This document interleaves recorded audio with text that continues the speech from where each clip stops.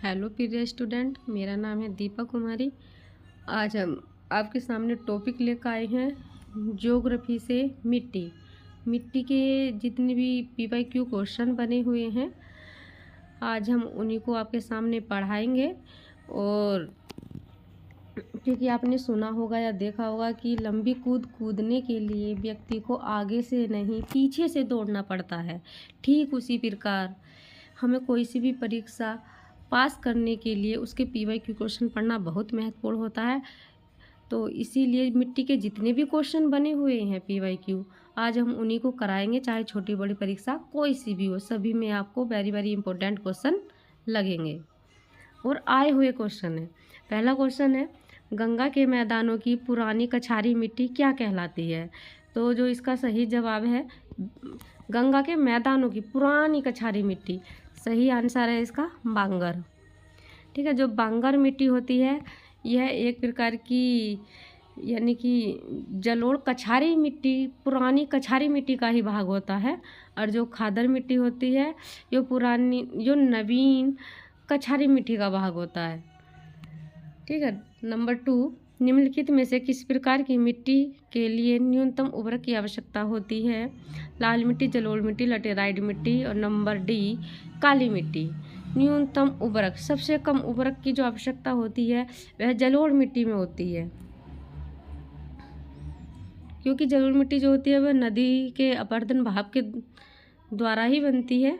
तो इसमें सबसे कम न्यूनतम उर्वरक की आवश्यकता होती है। सही जवाब। फिर है, गंगा के मैदानों की पुरानी कछारी मिट्टी क्या कहलाती है? गंगा के मैदान की पुरानी कछारी मिट्टी, अभी आपको हमने ऊपर ही बताया था कि पुरानी कछारी मिट्टी क्या कहलाती है? बांगर। सही जवाब। भारत में समस्त स्थल भाग का कितना प्रतिशत जलोढ़ मिट्टी से ढका हुआ है? इसने जलोढ़ मिट्टी भारत के समस्त स्थल भाग पर पूछी है। ठीक है, तो जलोढ़ मिट्टी भारत के स्थल भाग का जो है वो 24% ही है। नंबर 5, किस मिट्टी में कृषि के लिए सिंचाई की आवश्यकता नहीं होती? उसमें हमें सिंचाई की आवश्यकता नहीं होती, तो वह इसका आंसर है काली मिट्टी। भारत में काली कपासी मिट्टी को किस स्थानीय नाम से जाना जाता है? काली मिट्टी का जो कह सकते हैं हम, और दूसरे नाम से भी इसे पुकारा जाता है, जिसको हम रेंगुड़ बोला जाता है। परीक्षा में कई बार ये क्वेश्चन आया हुआ है, अच्छा क्वेश्चन है। निम्नलिखित में से किस मिट्टी के बारे में यह कहा जा सकता है कि स्वतः जुताई होती रहती है? स्वतः जुताई वाली भी कौन सी मिट्टी है? काली मिट्टी। काली मिट्टी को ही रेंगुड़ मिट्टी बोला जाता है। भारत में लाल मिट्टी का सर्वाधिक विस्तार कहाँ पाया जाता है? तो सर्वाधिक विस्तार जो पाया जाता है भारत में लाल मिट्टी का, वो आंध्र प्रदेश और तमिलनाडु में है। यानी कि जो लाल मिट्टी है भारत के 2 तट हैं, एक तो होता है पश्चिम साइड का मालाबार तट और पूर्व साइड का कोरोमंडल तट। इसका आंसर कोरोमंडल तट भी हो सकता है, आंध्र प्रदेश एवं तमिलनाडु। क्वेश्चन 9, प्रायद्वीपीय भारत में क्षेत्रीय मृदा के निम्न प्रकारों में से कौन सा है? प्रायद्वीपीय भारत में क्षेत्रीय मृदा, सिर्फ प्रायद्वीपीय भारत की बात करी हुई है। तो प्रायद्वीपीय जो भारत होता है उसमें लाल पीली मिट्टी अधिक मात्रा में पाई जाती है, ना कि जलोढ़। धान की खेती के लिए सर्वाधिक आदर्श मृदा कौन सी है? धान की खेती के लिए जो मिट्टी होती है वह जलोढ़ मिट्टी ही अच्छी होती है, क्योंकि नदी प्रदन द्वारा ही इसका निर्माण होता है। किस राज्य में लेटेराइट मिट्टी पाई जाती है? लेटेराइट, तो लेटेराइट जो मिट्टी पाई जाती है वह कहाँ पाई जाती है? भारत के पश्चिमी तट पर, यानी मालाबार तट पर। मालाबार तट पर जो स्टेट दे रखा है इसमें वह है केरल। मृदा अपरदन कैसे रोका जा सकता है? पक्षी संख्या में वृद्धि द्वारा, अतिचराई द्वारा, वनस्पति उन्मूलन द्वारा, वन रोपण द्वारा।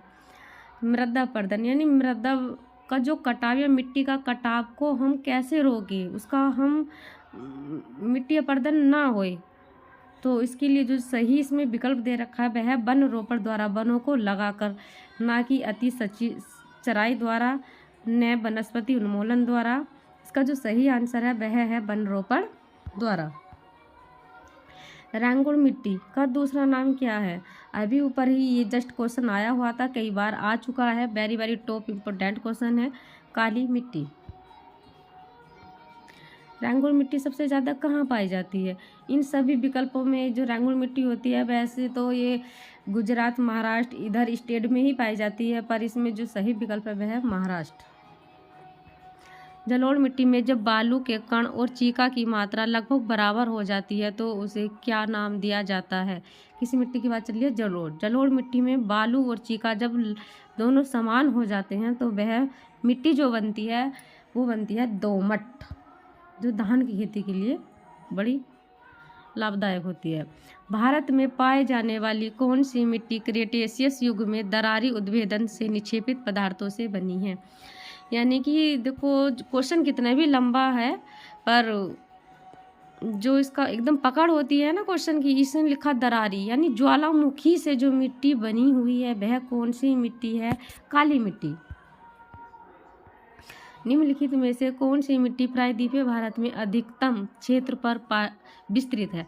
प्रायद्वीपीय भारत में, तो प्रायद्वीपीय भारत में जो मिट्टी पाई जाती है इन सभी विकल्पों में वह है काली मिट्टी।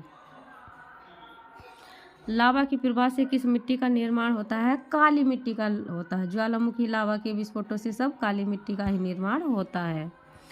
क्षेत्रीय विस्तार और कृषि में महत्व की दृष्टि से भारतीय मिट्टी के कितने प्रमुख भाग हैं? सिर्फ इसने भारत में मिट्टी कितने प्रकार की है ये क्वेश्चन नहीं है, ये क्वेश्चन है कि क्षेत्रीय विस्तार और कृषि में भारत की मिट्टी को कितने वर्गों में रखा हुआ है? 4।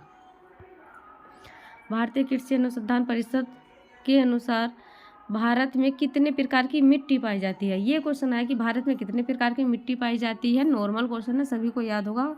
8। भारत की सर्वाधिक महत्वपूर्ण मिट्टी कौन सी है? तो भारत में सर्वाधिक महत्वपूर्ण मिट्टी है जलोढ़ मिट्टी। भारत के सर्वाधिक क्षेत्र पर किस प्रकार की मिट्टी का विस्तार पाया जाता है? जलोढ़। क्षेत्रफल के आधार पर भारत की मिट्टियों का सही क्रम क्या है? सबसे ज़्यादा मिट्टी जलोढ़ मिट्टी है, उसके बाद लाल मिट्टी है, फिर काली मिट्टी है, फिर लेटेराइट मिट्टी, यानी कि सी विकल्प। भारत में निम्नलिखित में से कौन मृदा समूह लोहे के अतिरिक्त होने के कारण अनुवरण होता जा रहा है? यानी लोहे से कौन सी मिट्टी अनुवरण होती जा रही है? तो इसका जो सही आंसर है वह है लेटेराइट मिट्टी। 25 आखिरी क्वेश्चन है, निम्नलिखित में से कौन सी मिट्टी सूख जाने पर ईंट की तरह कठोर और गीली होने पर दही की तरह लिपलिपी हो जाती है? तो जो इसका सही आंसर है वह है लेटेराइट मिट्टी। ठीक है, जो काली मिट्टी होती है वह सूख जाने पर दरारी हो जाती है, और ये और जो लेटेराइट मिट्टी होती है वह सूख जाने पर एकदम कठोर हो जाती है। ठीक है, यही अंतर है इसमें। Thank you, bye bye.